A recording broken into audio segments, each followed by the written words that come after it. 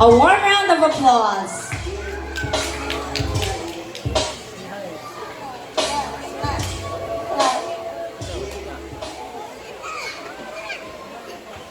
Hello everyone!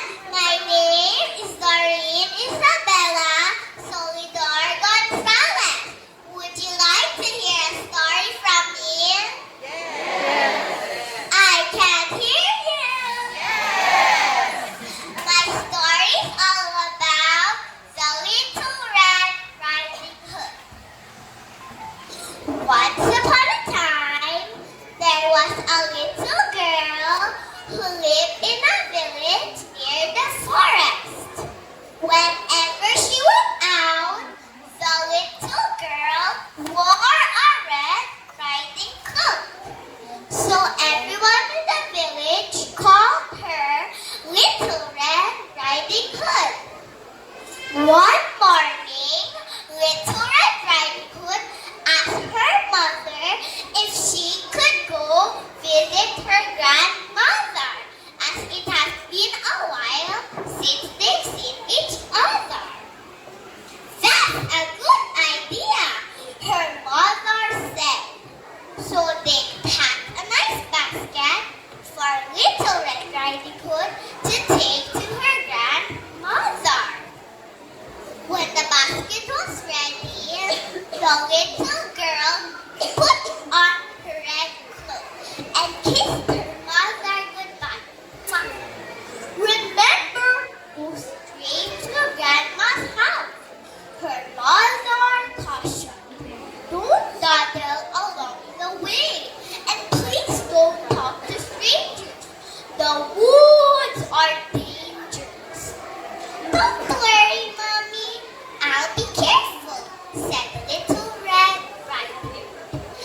But when Little Red Riding Hood noticed some lovely flowers in the wood, she forgot her promise to her mother. She picked a few, watched the butterflies flit about for a while, listened to the frogs croaking, and picked a few more. Little Red Riding Hood was enjoying the warm summer day so much that she didn't notice a dark shadow approaching out of the forest behind her. Suddenly, the wolf appeared beside her. What are you doing out here, little girl? The wolf asked in a voice as friendly as he could. I'm on my way to see my grandma, who lives through the forest near the brook. Little Red Riding Hood replied. Then she realized how late she was and quickly excused herself, rushing down the path to her grandma's house. The wolf, in the meantime, took a shortcut. The wolf, a little out of breath from running, arrived at Grandma's house and knocked lightly at the door. Oh, thank goodness, dear. Come in, come in. I was worried sick that something had happened to you in the forest, said Grandma. Think that the dog was her granddaughter. The wolf let himself in.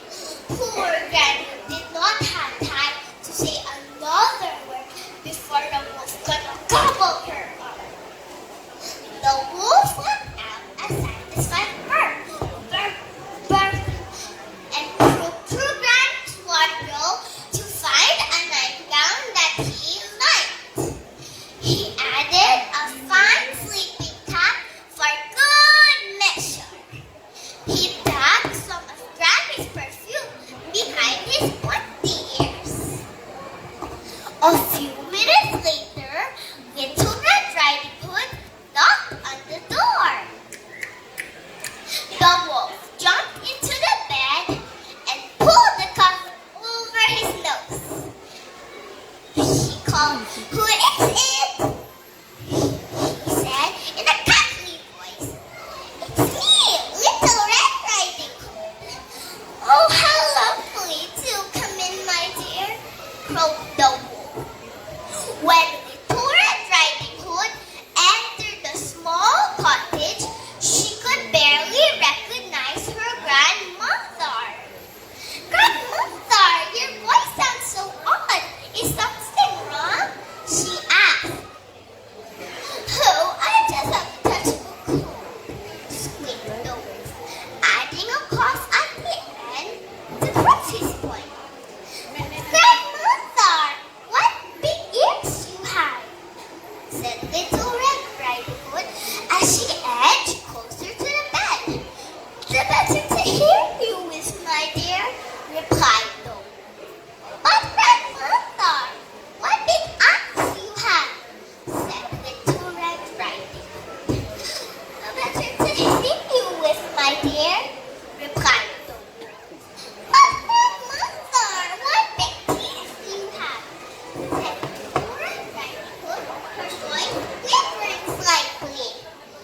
The better to eat you wish, my dear, roared the wolf. And he leaped out of the bed and began to chase the little girl. Almost too late, Little Red Riding Hood noticed that the person in the bed wasn't her grandmother, but a hungry wolf. She ran across the room, through the door, and shouting, "Help! Wolf!" as loudly as she could. A woodman who was chopping logs nearby heard her cry and ran towards the small cottage as fast as he could. He grabbed the wolf and made him spit out the poor grandmother, who was a bit frazzled by the whole experience, but still in one piece. Oh, grandmother, I was so scared, sobbed Little Red Riding Hood. Oh no,